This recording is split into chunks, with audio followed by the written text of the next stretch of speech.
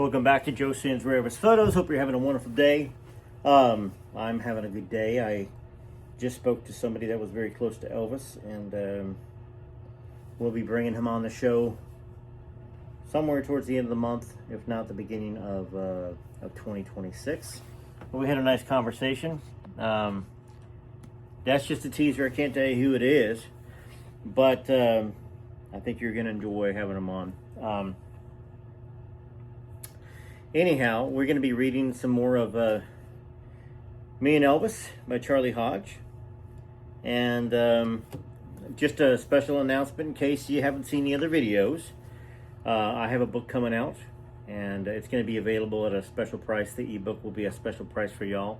And the softback will be a special price for y'all as well during the first day or two, okay?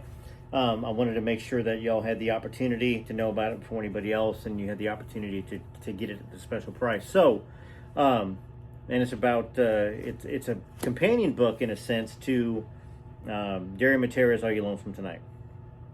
Derry's also agreed. He's got the first 4 chapters of the book, and he's agreed to write a foreword for me, which is very nice. Doesn't have to do that, but I'm happy he's going to do that. He's a best-selling author that's written so many other things that are amazing besides Are You Lonesome Tonight?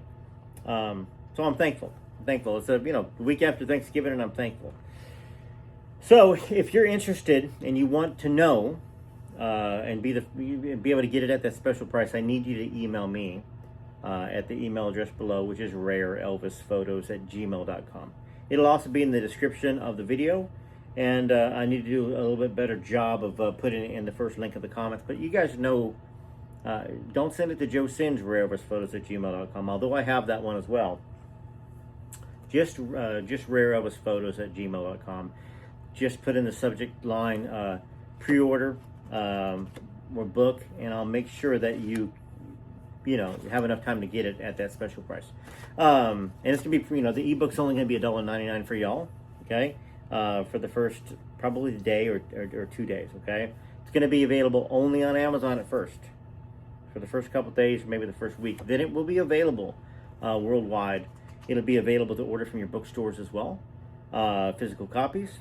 Anyhow, so this Me and Elvis book, a lot of y'all told me to ask me to read it, and I got a copy when I bought this collection from this guy that his mother passed away, and he had all this stuff in his garage, and it included another copy. Let me hop up real quick and grab it.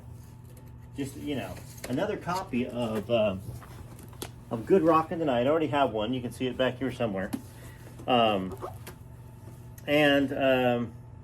some cool stuff like the Candlelight Service 2012. From Graceland, just different things that were in the collection. And then there was an autographed copy by Joe Esposito as well. To John, keep rocking, and Joe E. So pretty cool. That being said, we're not reading that book right now. We're going to be reading Me and Elvis, and I believe we read a chapter first. And it kind of specified the meeting, talked about them being on the boat going across to Germany. All right, so let's go ahead and take over where I left off, which was that was the song we harmonized on for the rest of the trip, and all the many months we spent in Germany was His Hand in Mine. Okay. They kept Elvis and us in quarantine for 3 weeks after we got off the boat in Germany. His base was at Friedberg. Mine was 10 miles away at Kirchgons. That part of Germany has a lot of beautiful old resort hotels, and they attract mostly older people.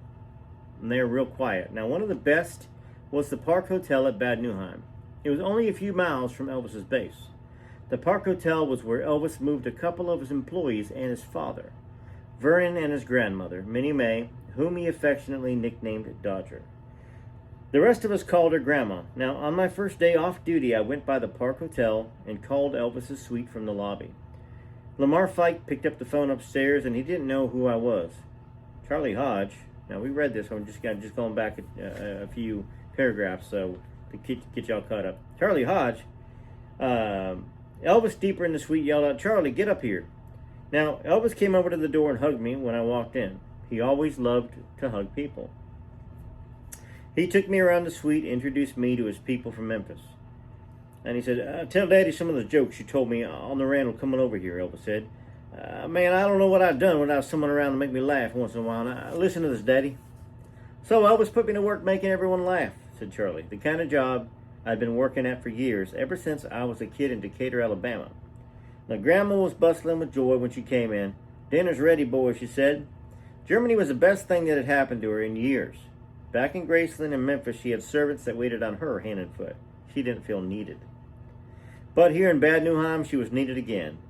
She was running the kitchen and feeding a bunch of hungry people, and they all depended on her. Now, Elvis put her arm around my shoulder. "I'm just going to ask you once to eat with us," he said. "From now on, when it's time to eat, you just come on in and sit down with the rest of us." It was a royal welcome. For the next year and a half, many of my weekends were warmed by the hospitality of Elvis at home. One night, at Kirchgons, so Kirch-Gons, a corporal stuck his head in the door of my barracks and said they were holding a call for me from over at Bad Neuheim. It was Lamar. "Elvis is going to Munich," he said, "then on to Paris. We'll be gone 15 days, and we're leaving tomorrow. Me and Rex Mansfield are going, and Elvis wants you to go. How early can you be there?" Just like that, a call from the palace. "Well, Lamar, let me talk to my sergeant," I said. "You know, the Army may have its own plans for Charlie Hodge the next 2 weeks." "You want Elvis to call somebody over at your base and fix it for you," he said. "Nah, let me see what they tell me first, Lamar. I had put together a band myself to play on weekends at officers and non-com clubs in that part of Germany. And there were 8 of us. We each got a $10 per show. $10 a show. Ain't much there. Even back then, it was a little spending money. The band was designed to give everybody what they wanted: an accordion to play the polkas, always requested by visiting German officers, a cool trumpet to please the jazz fans, a steel guitar for the Western swing buffs, and a young man who could play some bluesy guitar. I emceed, sang, did voice imitations, and a comedy spot. When I wasn't doing the nightclub show, they put a little foot pump organ in the back of my Jeep and drove me around with the chaplains all day on Sunday, and I played spirituals and hymns and all kinds of church services in different styles. I walked down the company street and found the sergeant. He couldn't believe the luck that I had. I was invited to spend a couple weeks in Munich and Paris with Elvis Presley, with Elvis, picking up the tab on everything. "Heck yes, you can go," he said. "I just wish Elvis would ask me to come with him sometime." "Sarge," I said, "I'll put in a good word for you." "Thanks, Hodge. Think nothing of it," I said.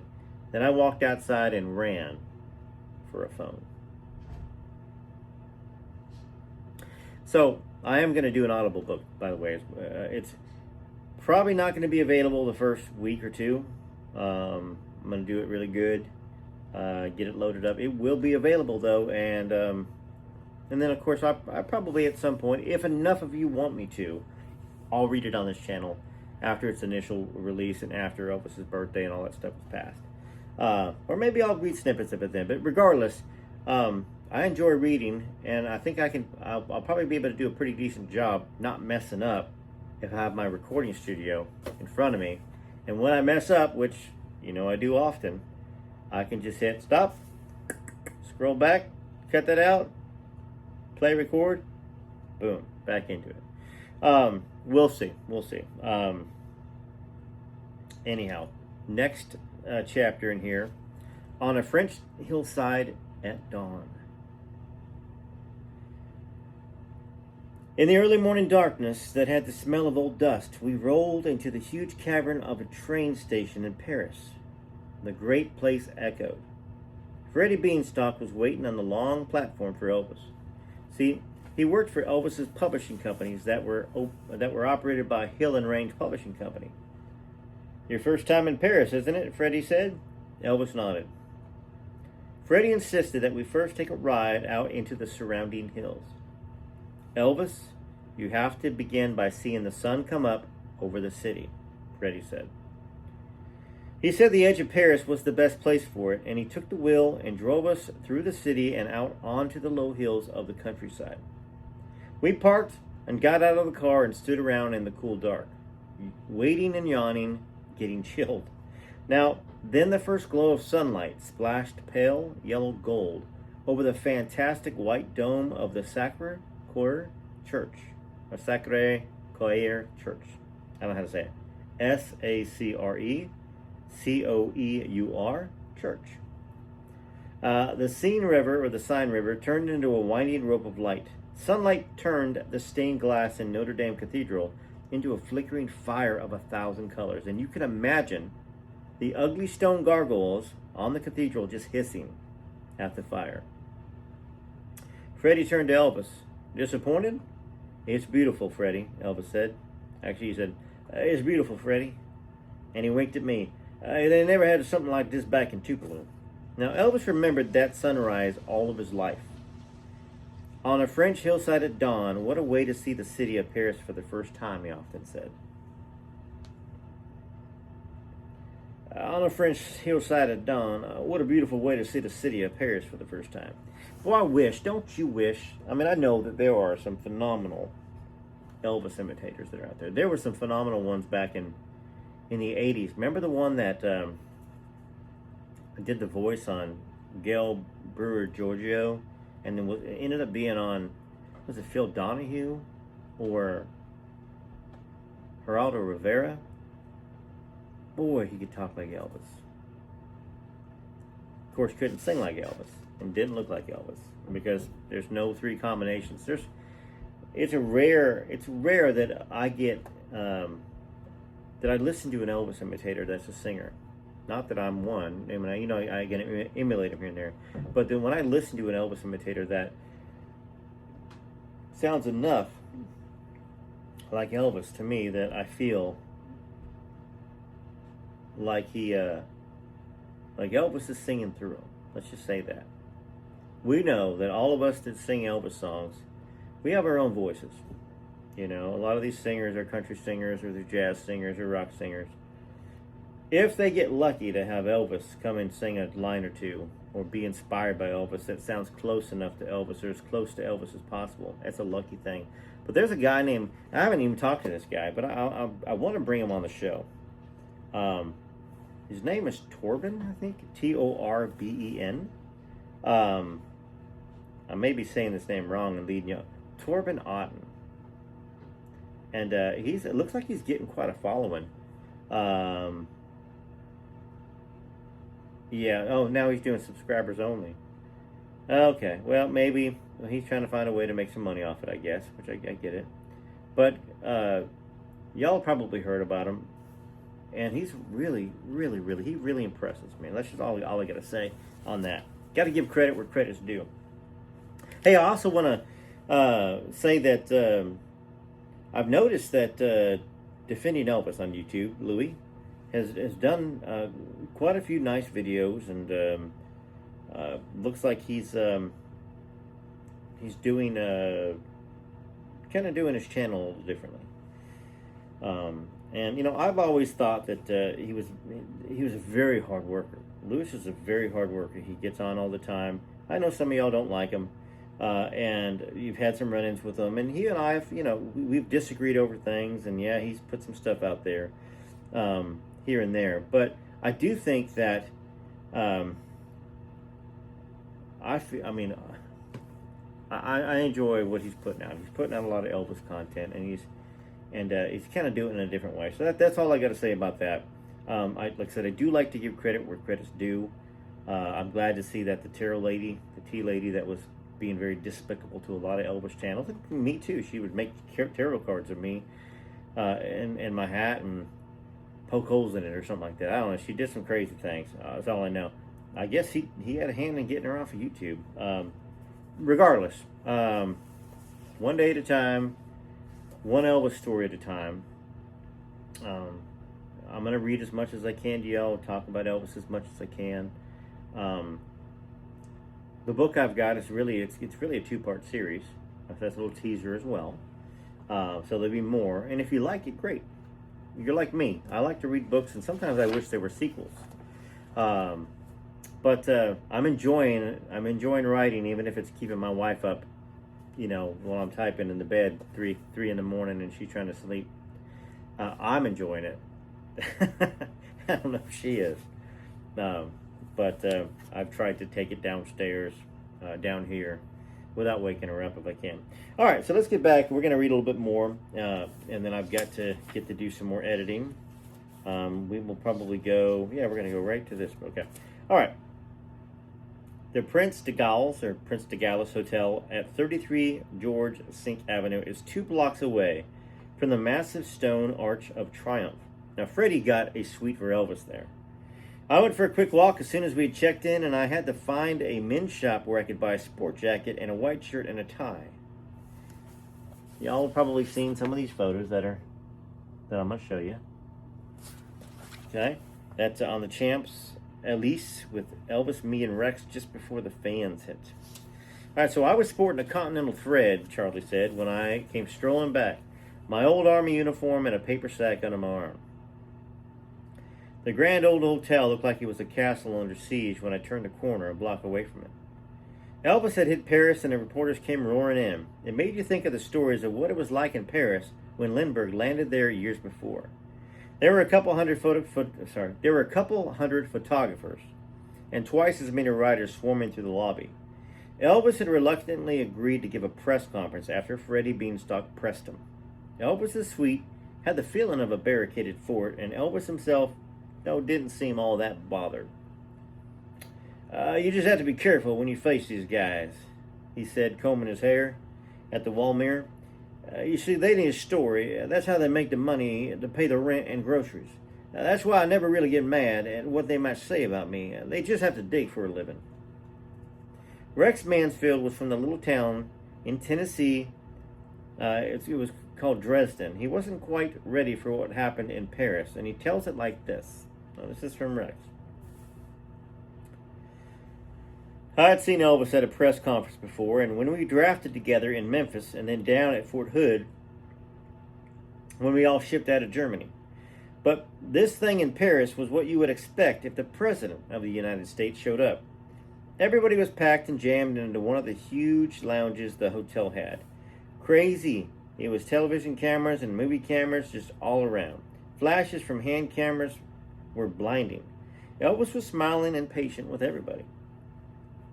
Me and the guys stood over against one wall, out of the way. Elvis sat behind a long table. About 25 microphones were bunched up in front of his face, and people were yelling all kinds of personal questions at him, and they kept it up for 2 hours. Elvis got along with all of them beautifully. He was as calm as you please, and sometimes smiling, sometimes joking with them, sometimes so serious and sometimes playful. He seemed to know what mood was called for, and he handled it like a great actor. I had to keep pinching myself to make sure I wasn't dreaming all of this stuff up. Elvis seemed so much like one of us when he was off stage, and in the spotlight, he seemed to have turned into another person. They loved Elvis. They kept telling him that Paris was accustomed to having big celebrities in town, and they were used to seeing international stars walking along the boulevards. The reporters told Elvis not to worry. He could come and go in Paris. No problem. No problem at all. Fans in Paris would not be a problem. Mobbing Elvis was simply out of the question. Elvis said, I'm glad. What I want to do is just wander around Paris like an ordinary person and just relax. No problem, they said. No one would pay him any mind. Freddie Beanstalk finally called a halt to the press conference, and they let Elvis go back to his suite. This is great. Let's go out for a stroll, boys, Elvis said when we got up there, and he grabbed his hat and tugged it down at a little angle. We headed out the front door of the hotel behind Elvis, and nothing happened. No big explosion. The people of Paris walked all around us. We stopped at a little sidewalk cafe and sat down to do some girl watching, and a waiter came out on the sidewalk and brought us all a Coke with a slice of lemon in it. Elvis asked the waiter, what do you call this? Coque et citron. I think I made it sound more like Spanish than French. The language of love. Coque et citron. I don't know. It's funny, my brother John, I found out last night while I was doing some research online for Elvis. He was the president of the French Club in high school. I didn't know that. He passed away when I was 13 and he was 26 or 25. And my son is learning French. But besides parlez-vous français, you know, and French is the language of love, I don't know how to speak French. I just don't. Bonjour, oui, oui. I think all the things that we would pick up, you probably know those words. Beautiful language. Anyhow. Elvis said straight-faced, just make my next Coke one a Coke and a lemon, please. Oui, monsieur. Oui. Oui, monsieur. I don't know. Monsieur. We left. The waiter looked pleased with himself, and then we heard a kind of little scream, female type. It was a kind of signal, and in no time, hundreds of people were jammed around Elvis's table, jabbering away with words you could only guess at, finding paper in their bags and pieces of menus, anything, and asking Elvis to sign his name for them, touching him, giggling, banging against his table, spilling his drink. We all jumped up and ran on down to the sidewalk. Ran off the sidewalk. We came to a movie house and went inside to get away from the crowd and went straight on through and out the back exit. We slipped back into the hotel and went upstairs to wait. Now, that night, late, we decided to try it again. Just to be on the safe side, we ordered a limousine, and there would be no more luxury of strolling down the avenue. You guys can dress up casual any way you want to.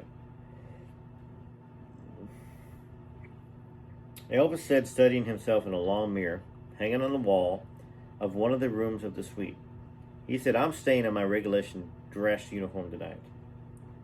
We all looked up at Elvis and nodded. He knew he looked great in uniform. Elvis looked all of us over when we got dressed. Then he gave each of us a $100 bill. You guys just use this for trips, he said. I'll pay the bill. He paused and tipped him heavy. We want to look good. Every day in Paris, he gave each of us a $100 bill just for tips. That's awesome. That is awesome. That's a lot of money.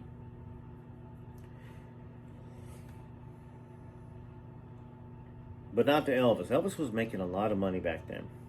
You know, I think Elvis saw money as a means to an end for everybody to feel like they were part of being famous and had money. And for those guys that were born in towns like Dresden, little towns in Tennessee, $100, I think, is more than they made in a week in the military.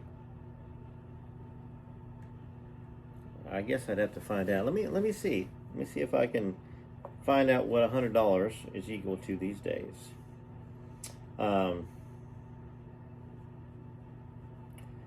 Let's find it. Equal to in 1958. I'm gonna guess somewhere around $800 to $1,200. Let's see. Come on. Inflation calculator, baby. Up. Okay, good. $100 in 1958 is roughly the same. Had the same purchasing power as about $1,120 to $1,125 in 2025. So each day he was giving those guys $1,125 to tip. Each of the guys, not just one. Amazing, right? All right, so let's do one little small section, and then I got to stop and get to work on some other stuff. The twin named Della. I got a phone call coming in. I got to turn that ringer off. Sorry, y'all. Okay. The twin named Della. The Lido nightclub is known all around the world, and they have all kinds of acts going on. The place is like a big vaudeville show. People around you are speaking every language on earth, or seem to be. The waiter put Elvis at our table right in front of the stage, and Elvis was so intrigued immediately with one of the ice skaters he was a beautiful girl. The rest of us only had eyes for all of those pretty girls on stage that didn't have any pieces of material on their body, let's just say. Here's a photo I'm going to show you where it says, I signed for this one for Rex when the cute Lido Club photographer brought it back that night. There's me, Rex, Lamar, a publishing company executive, and Elvis. Things picked up as soon as the waiter started filling up all those empty plates on the table. Now, in case you hadn't got the book and you never seen it, or maybe you never seen this photo, let me bring it a little closer for y'all.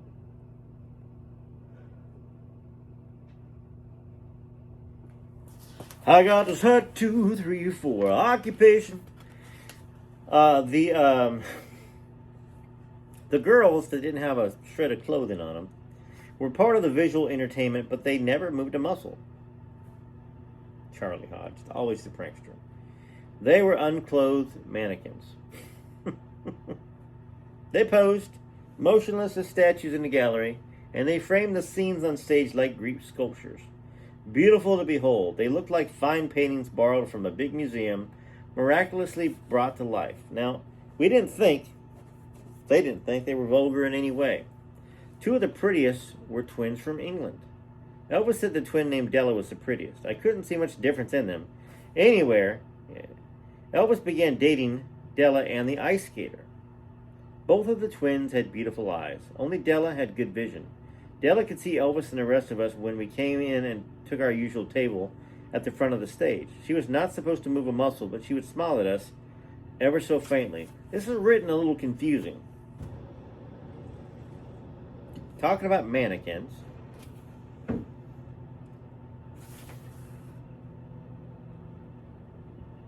So they're ice skaters. I wonder if this is is he confusing the story of when they went to see the ice skaters?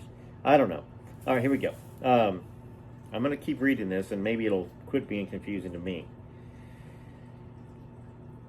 Elvis said the twin named Della was the prettiest. I couldn't see much difference in them. Anyway, Elvis began dating Della and the ice skater.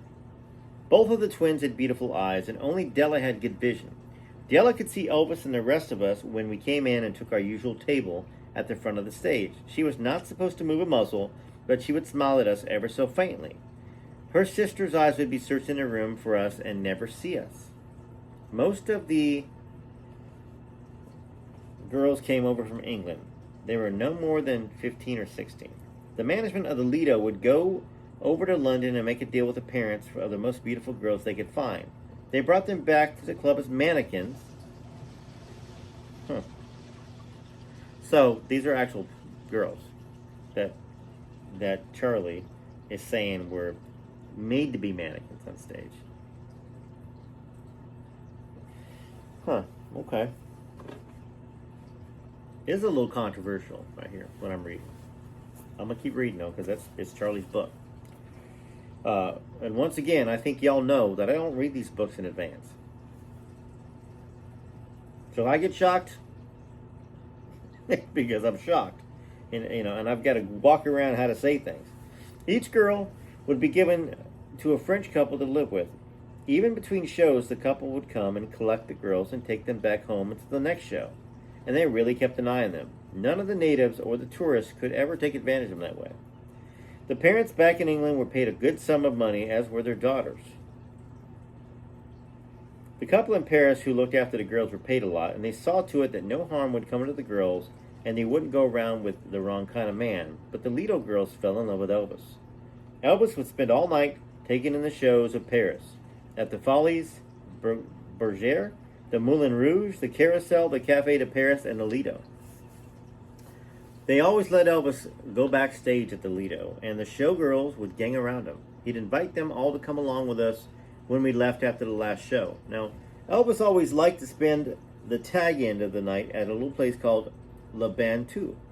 We called it the 4 o'clock club. It opened its doors at 4 o'clock in the morning. Elvis always walked in at 4:30 with his string of beautiful showgirls from the Lido, the Bluebells. Elvis liked to hang around the club until 8 or 9 in the morning and then take everybody back to his hotel. We'd get out of bed about 8 o'clock the next night and start all over again, after a huge breakfast, of course, was brought up to us from the suite. brought up to us in the suite. Early one evening, the Lido management called our suite for Elvis. They said they could not start the first show of the night until Elvis brought the blue bells back. I'll get them right away back. Man, I can't see my throat. That's why I should have stopped. I'll get them back right away, sir, Elvis said, smiling. Lamar, put the girls in limousines and send them back off. They are beautiful, I said, standing at the window to watch them drive away. And Elvis smiled, thanks. Elvis liked to kid you by taking credit for just about everything wonderful. If you went to the window in the morning and looked out and said, oh, what a beautiful morning, Elvis would look at you and grin and say, well, thanks very much. All right. Thank you for being patient with me. Yeah, a little bit of a controversial chapter there, okay? But I didn't write it. Charlie did. Let me know what you think about that. And we'll read some more later. Once again, if you are interested in getting the book at a special price, the ebook and the paperback, when it comes out, email me. So I've got you on a mailing list and I can reach out to you, okay? rareelvisphotos@gmail.com. And I'm excited to bring you some great shows in the month of December and January that I know you're going to be excited about. All right, until next time, thanks so much for loving Elvis. Thanks so much for taking the time to watch this channel, making it to the end, and being patient when I haven't had the time to be able to do the channel much, like it's been the case the last few months. All right, till next time, TCB, TLC.